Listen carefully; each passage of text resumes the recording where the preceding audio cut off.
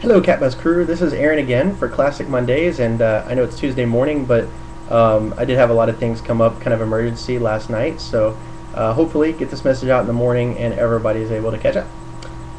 So today, what I'm going to cover is Ranma One Half, the movie, Big Trouble in Nekonron, China. I just saw this recently, and I have to say, as someone who has not seen any of the Ranma One Half episodes or movies, I played the video game like a long time ago. I thought it was really entertaining. If you've ever seen the more recent anime Sergeant Frog, very similar in being just as wacky, just as wild, just as crazy. But this is a classic, and so you get a lot of the classic art, anime art. You get a lot of the classic style, and so actually really enjoyed this one. The plot, just to kind of lay it out for you, is that you have Ranma and you have his fiancee Akane, and you have their group of friends to start out the film, and then you also have this family from China who have been in possession of a mystical scroll for some time, and there's a legend that whoever possesses the scroll will be married to Prince Kirin of the seven lucky gods of China. So it's very important for the granddaughter of the family to keep this scroll.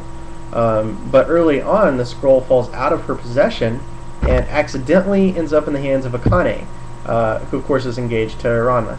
And that's where everything starts to spin out of control, because Prince Kirin of the seven lucky gods shows up right then and assumes that Akane is his bride-to-be. And he falls in love with her immediately. So at this point, you've got the classic anime chase. You have Ranma and his friends and Akane's friends chasing after Prince Kirin to try to get Akane back. And then you also have the granddaughter of this Chinese family who she's trying to recover the scroll so that she can become the rightful bride of Prince Kirin. As you can imagine, like from a social standpoint, already there's a lot of stereotypes that are being played, and you definitely have a strong sense of the patriarchy going on. But at the same time, as is typical of Ranma Half, a lot of gender, playing around. So from a social standpoint, it experiments with norms, and I think that was pretty entertaining. Also, even though you have the stereotypes, you also have the anti-stereotypes going on, and you have different situations that fall into more ambiguous territory. So I enjoyed that as well greatly. Basically, as the plot progresses, eventually you have Ranma catch up with Prince Kirin. But he's quickly and easily defeated in battle by Prince Kirin, who uses chopsticks as his weapon of choice. And then later on, you have Ranma continuing to chase after Prince Kirin, trying to recover, Akane.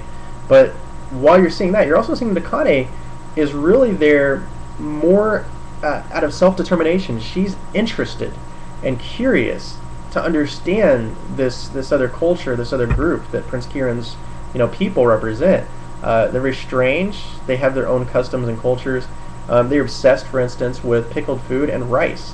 And she has a little fun trying to correct some of their archaic ideas. And also she learns where some of their cultural aspects are for a reason. For instance, if they eat something other than pickled food and rice, they get very sick to their stomach because their metabolism has adapted to that food. It's very interesting to watch her personality playing out with Prince Kirin.